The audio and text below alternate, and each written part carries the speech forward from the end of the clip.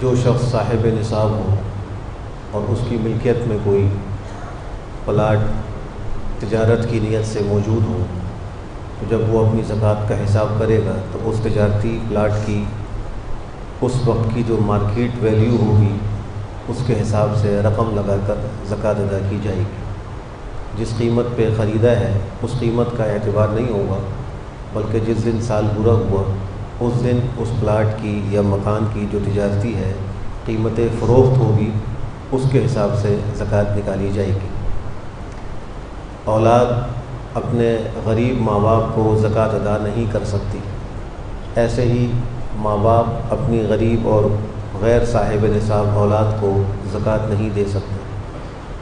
بیوی شوہر کو اور شوہر اپنی بیوی کو اپنی زکوٰۃ کی رقم ادا نہیں کر سکتے۔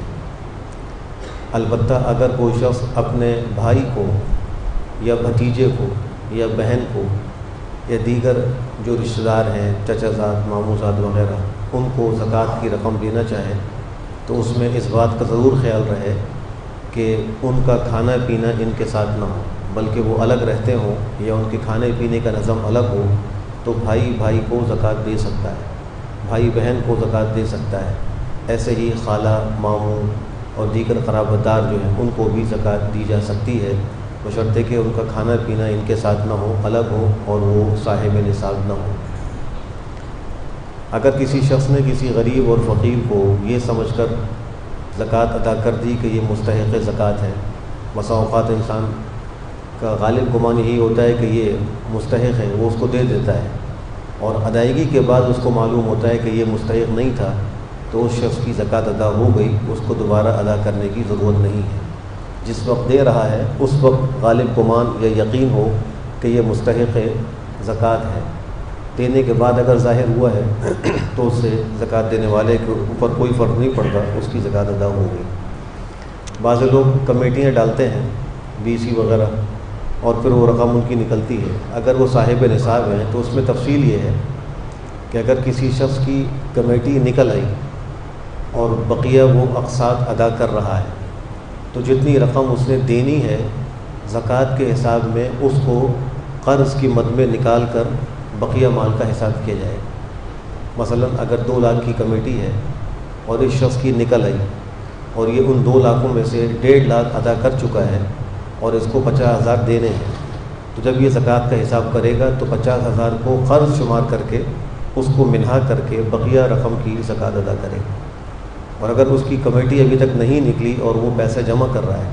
تو جتنے پیسے جمع ہو چکے ہیں ان سب کو زکوٰۃ کے حساب میں شامل کیا جائے گا۔ یہی اگر مثال لی جائے کہ 2 لاکھ کی کمیٹی میں 1.5 لاکھ وہ جمع کر چکا ہے اور اب تک اس کی BC نکلی نہیں ہے، تو یہ جو 1.5 لاکھ جمع شدہ ہے اس پر زکوٰۃ لازم ہوگی، جب سال پورا ہوگا تو اس کی زکوٰۃ دینی پڑے گی۔ کوئی شخص اگر سال پورا ہونے سے پہلے زکوٰۃ دینا چاہے تو اس کے لیے بھی اس کی اجازت ہے، وہ دے سکتا ہے، اور کئی سالوں کی ایڈوانس زکوٰۃ بھی دے سکتا ہے۔ ضرورت مند کوئی مستحق آ گیا سامنے اور وہ اس نیت سے کہ مجھ پر جو اگلے سال کی زکوٰۃ ہے میں اس میں سے نکال کے دیتا ہوں، یہ نیت کر کے وہ دے دے تو اس سے بھی زکوٰۃ ادا ہو جائے گی۔ البتہ جس دن اس کا سال پورا ہو رہا ہو اس دن حساب ضرور کر لے، تاکہ اس کو یقینی طور پر یہ بات معلوم ہو جائے کہ میری زکوٰۃ اس سال کتنی بنتی تھی، اور پھر وہ اندازہ کر لے کہ میں اتنی دے چکا ہوں، اتنی میرے ذمہ واجب بلاتا ہے۔ اگر وہ پوری کی پوری دے چکا ہے یا زائد دے چکا ہے تو وہ زائد صدقے میں شمار ہوگا، اور حساب سے جتنی زکوٰۃ کی رقم متعین ہوئی ہے وہ زکوٰۃ میں شمار ہوگی۔ اللہ ہمیں بہتر عمل کی توفیق نصیب فرمائے۔ الحمد